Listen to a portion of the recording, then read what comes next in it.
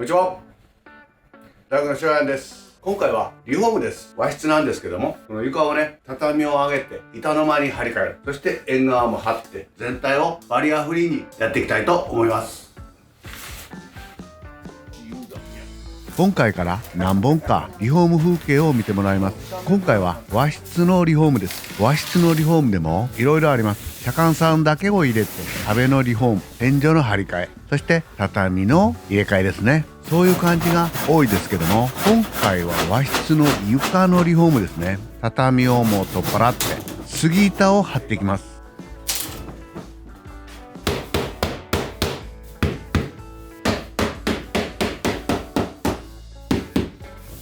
当初はね、この敷きは残して建具を新品に仕替える、そういう風に聞いてたんですけども、建具は作らなくてできるだけ広い空間を作ろう。結局敷きも全部取り外して一つの部屋にしていきます。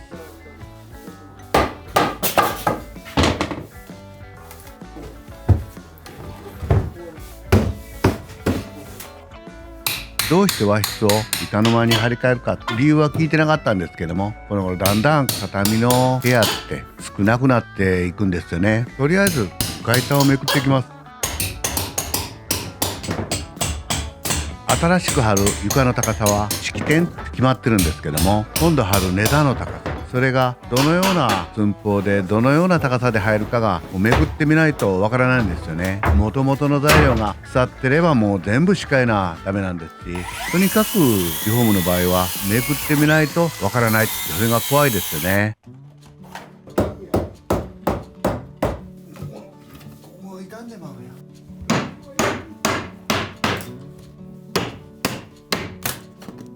取った結果、もう何一つ傷んでませんね。昔は大引きも根田もこういう風に角門にしませんでした。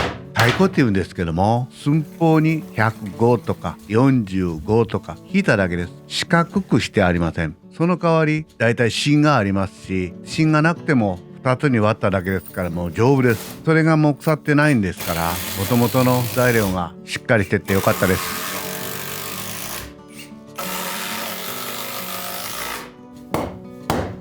床下の木材は何一つ傷んでなかったんですけども、地塚だけが全部こう緩んでましたね。長さが短くなってるってことですよね。ですから塚だけはプラ塚に仕替えてやります。そのことでね、プラ塚はね、シロアリが食べませんしね、床の高さ調整がね、綺麗にできます。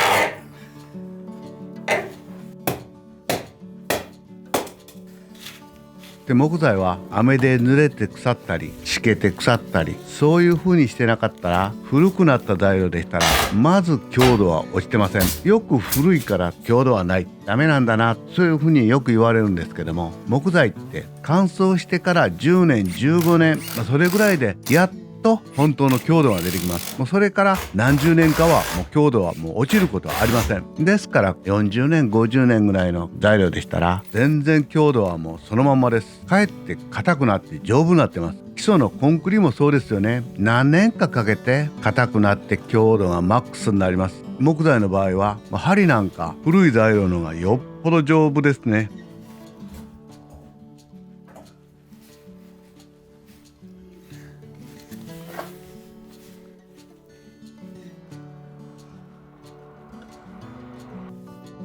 結局元々の値段が全然傷んでなかったんでね、その上に天井下地に使う野縁材で下地してきます。もう野縁ですと2ミリちょっとぐらい寸法が足らないんですね。ですからこの 2.5 ミリのねベニヤを使って長いまんまでパッケにしてきます。それで寸法がきちっと合ってくれます。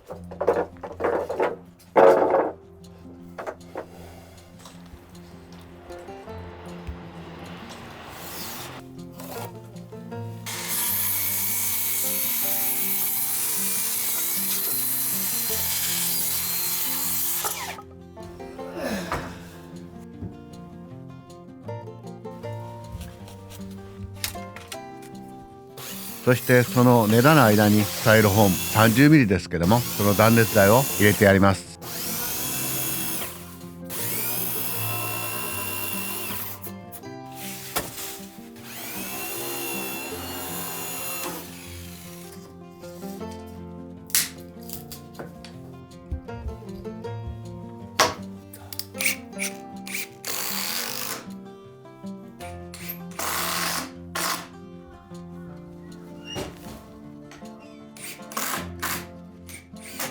そして枝を打つ時なんですけども、最初にねスタイルを切って幅を決めて、そしてそれを挟んで枝を打ってきます。なんか逆のような仕事ですけども、この方がきちっと入りましてね、断熱と枝の隙間ができませんね。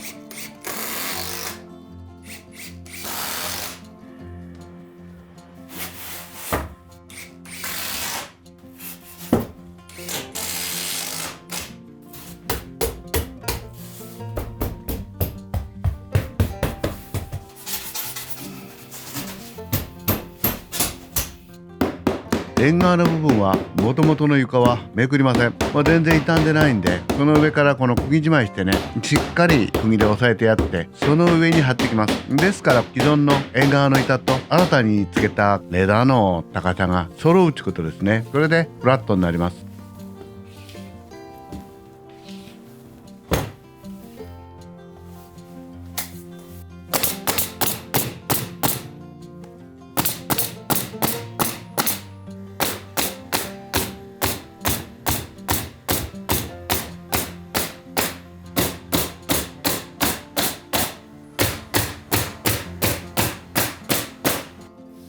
床板を部屋と縁側と通して貼るようになりました。ということで、この4メーターもんで届かないんですね。半分以上は4メーターで届くんですけども、縁側が2方向にありましたから、3尺だけが届かない。ずっとまっすぐに継ぐわけにはいきませんから、部屋の片側によるんですけども、3尺と一間のりゃんこ張りで貼ってきます。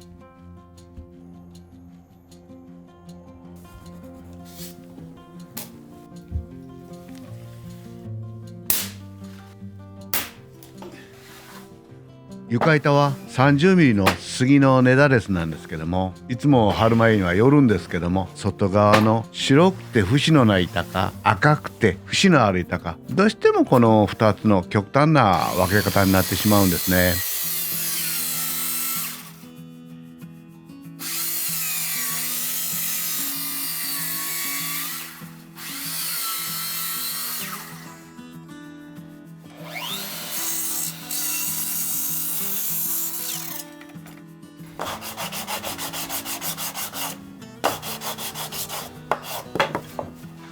なかなかね、この新築と違ってね、古い敷に合わす、これが一番大変なんですよね。そして柱も昔のは太いですしね、でこぼこしてますし、少しでもこの出っ張りのあるやつは首切りをしてやります。通し柱とかね、あまりに深くするとちょっと弱るんで、1センチまでとかね、首切りさえしてしまえば少々のデコボコでもひっつけることができます。かえって仕事早くなるかもしれませんね。でも新築に比べればやはり時間は倍以上かかりますね。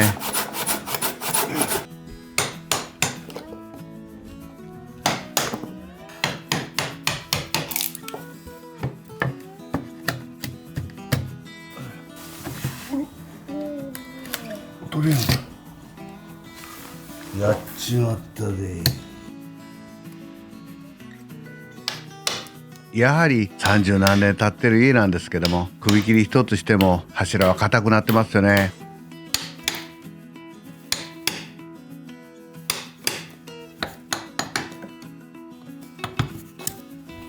では床板を貼っていきます。まずこの1枚目の板ですね。この曲がった敷の癖を拾ってね、これがまたなかなかねひっつかないんですよね。もう自分の感覚というか、みんなそう思うと思うんですけども、この板1枚貼ったらもう半分貼ったなと思うくらい、この1枚目って大変なんですね。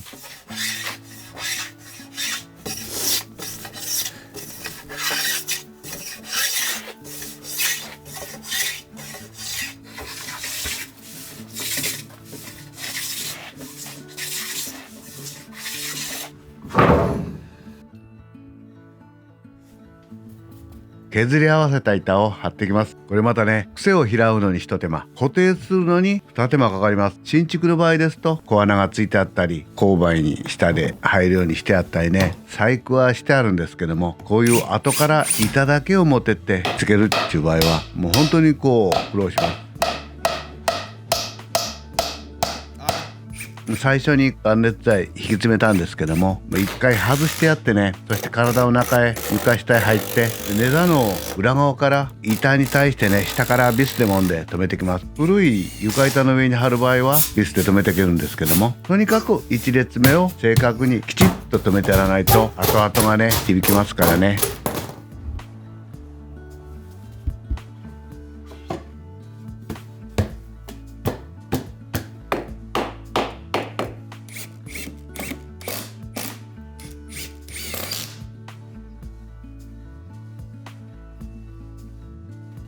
床板は2枚目からは仮並べします。1枚切って貼っていくんじゃなくて、並べれるだけ仮並べをして全体のバランスを見るってことですね。板が少ないですから無参考によるってことはできませんけども、より継ぎ手を相棒を探した時に似てた方が違和感がありませんからね。バランスよく並べてやって、また積み上げて手前から貼っていく、そういう感じに自分は貼ってますね。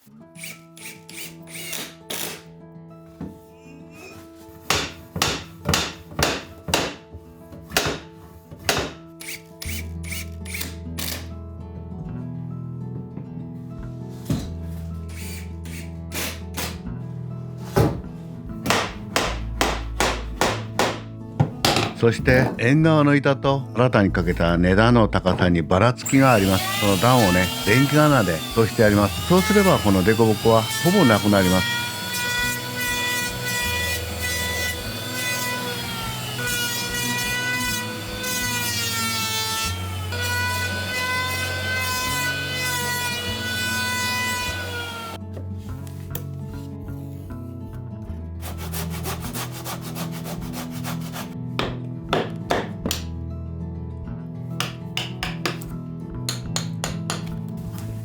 最初の計画と少しこの床が変わったので建具の下が当たってくるんですね。こういう場合うっかりこれ貼ってしまうとね外すこともできないんですよね。実際貼る板を置いてね、その上に鉛筆を置いて筋を引いてやります。そうするとこの床板プラス3から 3.5 ミリぐらいの余裕ができます。もうそれで OK ですね。こういう風にプラッシュでできた建具の切り方なんですけども、いきなり丸のこを入れますと必ずバリが出ます。古い建具の場合はバリで済みません。ベラベラってこうめくれてしまいます。ですから定規を当ててカッターを入れてやるか、カンナーで面を取ります。その一手間でベニヤはめくれなくなります。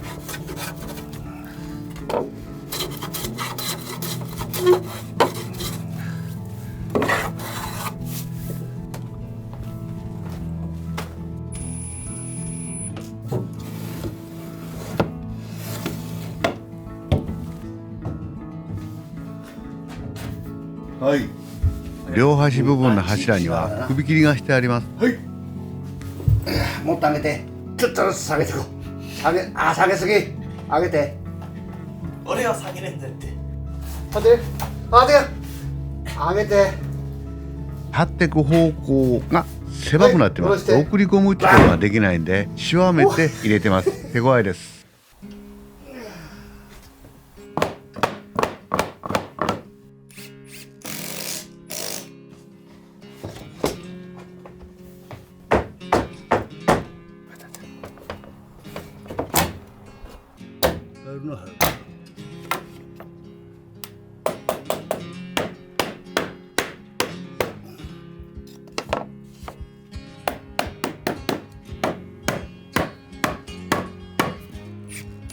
張り締まりの床板は外側からビスで留めさせてもらいます。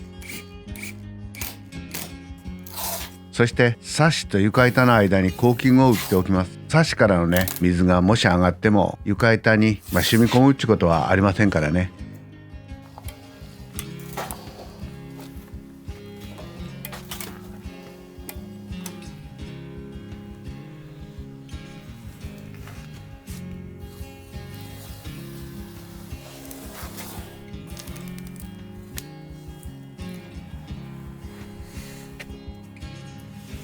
今度は床板に塗装をかけてきます。その前にこの幅木敷柱にマスキングテープで養生します。油がね古い方についてしまいます。そうするとねまた古い方も塗るようになりましてね、キリがなくなるんですね。床だけ塗るつもりが敷全部塗ったりね、ちょくちょくやりましたけどね、とにかくどこかでラインを引いてね。今回使用するオイルはグロスクリアを多めに塗って拭き取って磨き込むタイプですね。でもこのオイルはちょっと怖いんですね。この発火性がありましてね、特に拭き取った布ですね、これをバンの後ろに積んでありますとね、そこへ直射日光当たりますと発火します。ですから一回一回使った布はきれいに袋でほかす、それが大事ですね。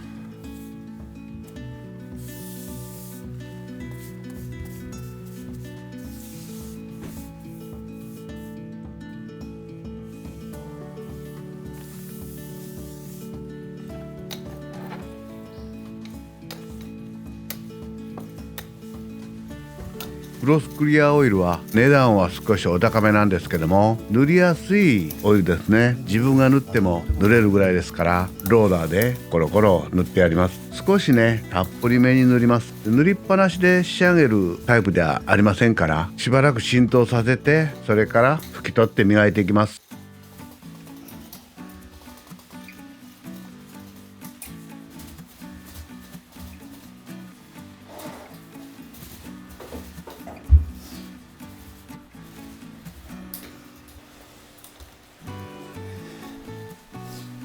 塗り終わってコンビニでコーヒー一杯飲んできたんですけどね、これあまり時間を置きすぎると拭き取れなくなります。表面に残ったオイルが硬くなるんですよね。拭き取るのに力がいります。ですからいい塩梅のタイミングでね拭き取っていきます。しっかりとこのまんべんに拭き取ってね、それから力を入れて磨いていきます。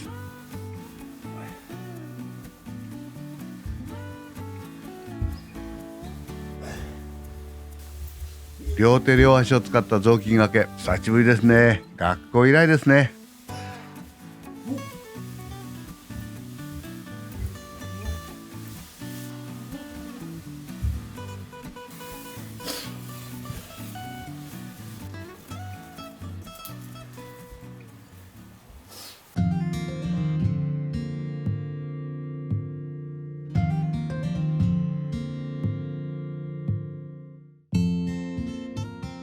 これで和室の床のリフォームできました。敷も残すつもりだったんですけども、もう途中からもう広く使おう、いろんな意味で使えるような部屋になりました。以上、大学社員でした。